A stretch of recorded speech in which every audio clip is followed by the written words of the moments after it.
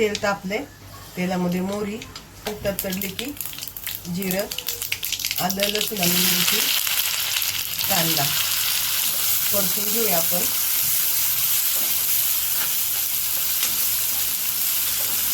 आता इथं कांदा परतलाय, आपण गॅस बारीक करूया. धनिया पावडर, काश्मीरी लाल मिरची पावडर छोटा चमचा आहे म्हणून मी 1.5 चमचा घेते. थोडीशी हळद, थोडासा किचन किंग मसाला आपण परतून घेऊया. त्यामध्ये आपल्याला टमाटे टाकायचं आहे.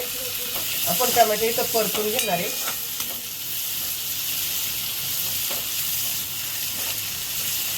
टमाटे लवकर परतावा म्हणून मीठ टाकते.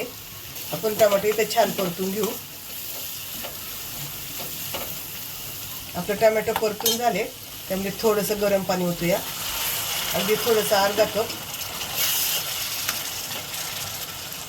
आणि 2 मिनिटासाठी झाकण ठेवून घेऊ. 2 मिनिटं झाले, आपण झाकण काढूया. तेल सुटले छान आपल्या मसाल्याला.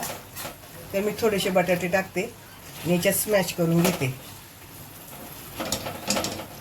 बटाटे स्मॅश केल्यामुळे आपला रस्सा घट्ट होणार.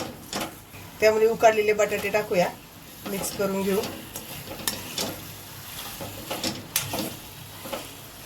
इथं आपण छान मिक्स करून घेतले. आता त्यामध्ये आपण गरम पाणी ओतणार आहे. पाणी ओतल्यानंतर परत मिक्स करून घेऊ. आपण पातळ रस्सा बनवणार आहे.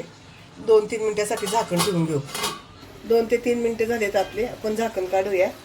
आपली भाजी तयार झाली शिजून. वाटण न टाकता उकडलेल्या बटाट्याची रस्सा भाजी. रस्सा पण आपला घट्ट झालाय. आपण गॅस बंद करूया. तुमच्याकडे कोथिंबीर असेल तर वरून कोथिंबीर टाका.